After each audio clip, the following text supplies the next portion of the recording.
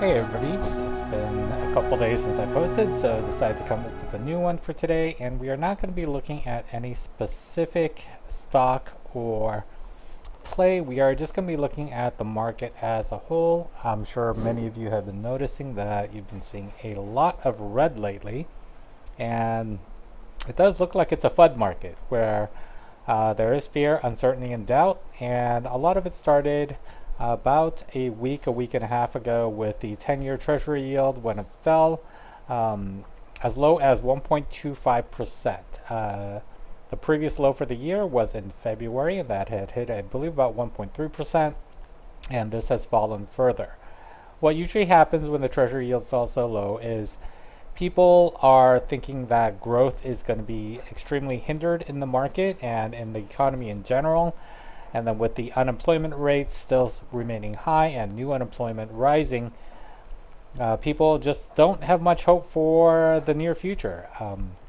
With the COVID stimulus packages now drawing out for unemployment, with rent going up, with rent now being collected, the economy is going to be difficult for a lot of people in the next few months. So this has taken a hit on a lot of the growth stocks that are coming up.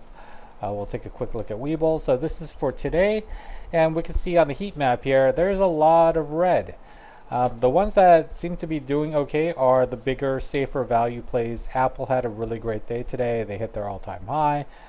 Google, Microsoft, Amazon, the FANG stocks, the stocks that were kind of propping up the economy during the initial crash with COVID.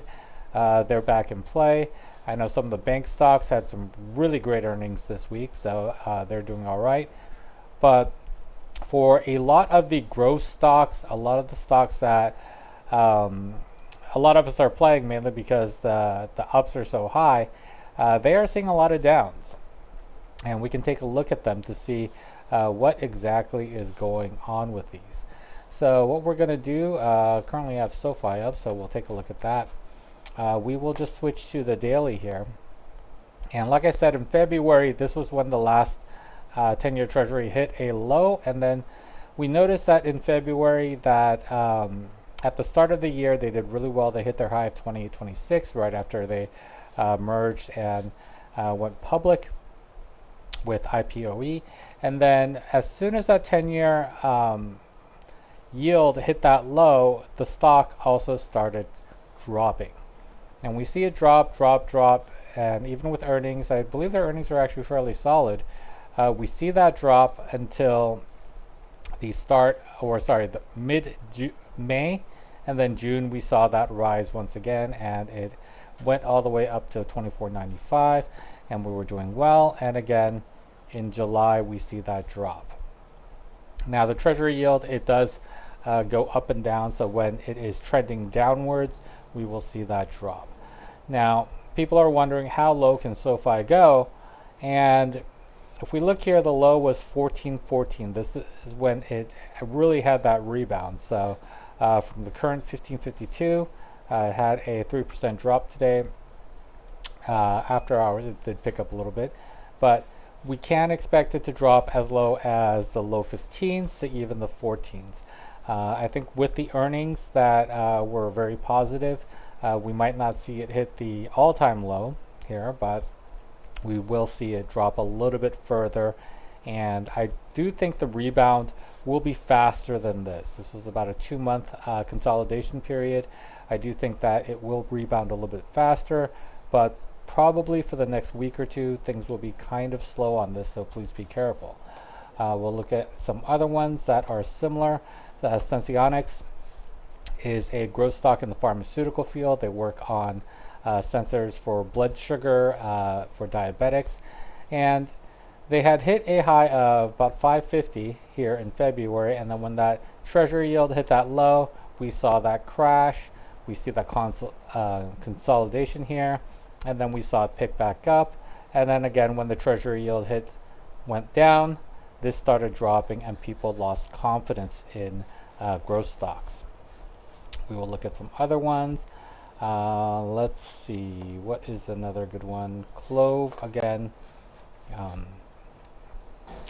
their chart doesn't go back as far, but they were having, oh, sorry, it does go back far, but then again in February, towards mid to late February, we see that drop, we see that consolidation, and this did have a spike mainly because of a gamma squeeze, but we are seeing it go back down, and right now it's at 868, but we can expect to hit the sixes again. So if you have the stock right now, you might just want to hold and see where it goes. But if you have not bought in yet, this will probably go a little bit lower. Rival is a stock that I like a lot. Again, they had a very good period. And then in February, you see that drop. They did kind of try to pick it back up here, but it dropped again. Consolidated around, I'd say, the 1890 mark. And this is not a meme stock, so this is fairly solid consolidation here. But again, once July rolled around, you are seeing it drop to 1337. What was the low here? 1323. So this might be bottoming out right now. And the period before here was before the merger. Arrival, they do EV, buses, and vans. And for EV plays, this is actually one of my favorite ones. If you actually look at their videos, they have quite a few on YouTube. You can see what their process is, and they are very unique in how they develop and build their cars. They have a contract with UPS. I believe it's $1 billion contract right now, with UPS having the option to add another, I believe, 10,000 vehicles for $1 billion. But UPS likes them. Kia and Hyundai are also big investors in this company, but how they do things can really revolutionize how cars are made, from the materials that they use to the building process. They're not doing the mega factories a la Tesla. Instead, they're doing something which they call micro factories, which is quite intriguing. And then we can look at some other ones that we're picking up. Let's see, I'm trying to think of something off the top of my head as a good play. We'll look at BioNano.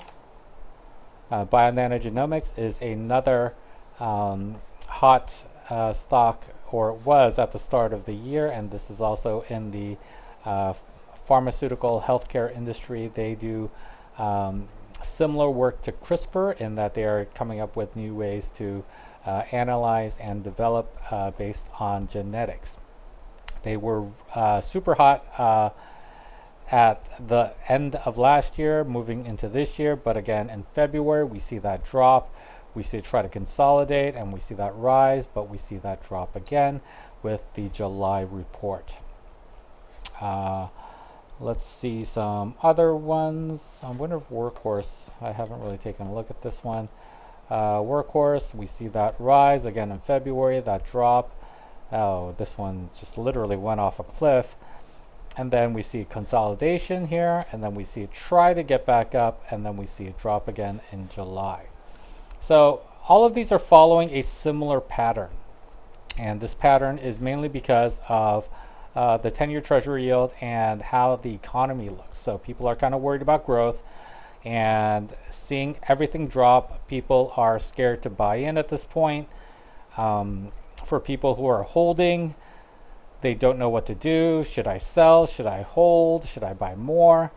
And they're just waiting for the market to kind of bottom out. And once it bottoms out, I do see a quick uprise. So if you have stocks that you're interested in, you might want to take a look and see where was their bottom last time. So Workhorse currently 1143, but they bottomed out at the low sevens. So that might be a point of when they will probably bottom out again. And then we can look at some other ones. I'm gonna try to avoid some of the super meme stocks. So let's see, Nano Dimensions, they had their drop again mid to late February. We see that drop, and then this really never had a rise again. They're a 3D printing company, and they kind of are still in that consolidation phase. And with the recent report, I don't think they're going to be quite at rock bottom yet. We might have to look back towards last year. $5. So So for them, last year they were under $5. That might be their actual bottom. So still probably another $1.50 to drop on that. And NEO, which had been seeing a good rise lately back to where they were in February. They were above 60. They had dropped to the 30s. I believe 33 was their lowest. And then they were trying to climb back up. Everything was looking good. Power Day was excellent for them. And then they had gone to 43. But again, in July, we see that drop. Again, I wouldn't be surprised if this drops back to the 30s, maybe low to mid 30s for NEO. Again, a company that I think is great, but they're going to be seeing some problems. So what companies are doing okay? The tried and true, like Apple. Oops, that's not Apple. So Apple, again, they had their all-time high near almost 150 today, but this is something that people know that they can put money in and it will be safe. So this is a stock that people will invest in to somewhat avoid the fear, uncertainty, and doubt. Other companies are going to be like Google. Again, Google is climbing. Amazon. So Amazon is actually, oops, that's not Amazon.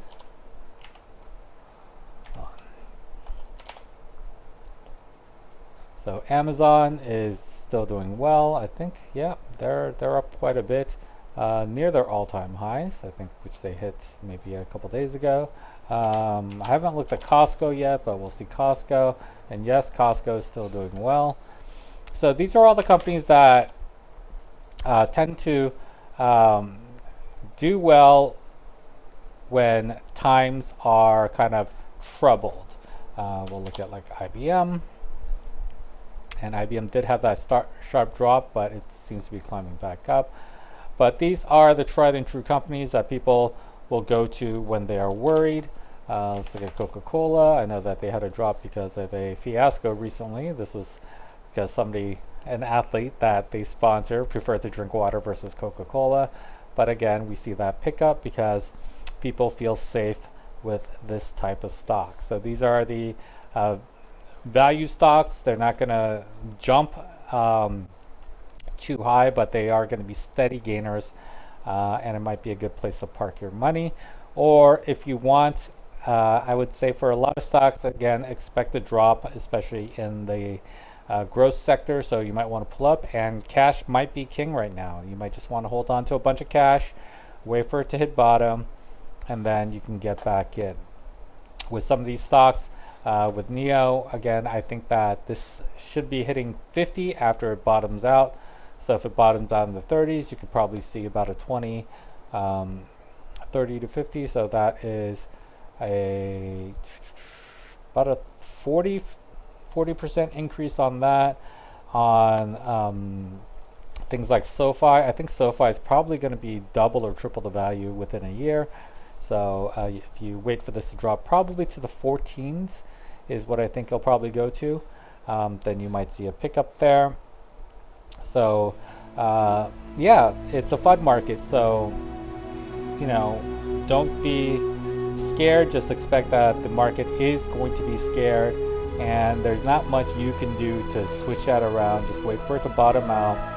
And when that happens, a lot of these stocks are going to skyrocket again because they're definitely worth a lot more than what people are currently thinking.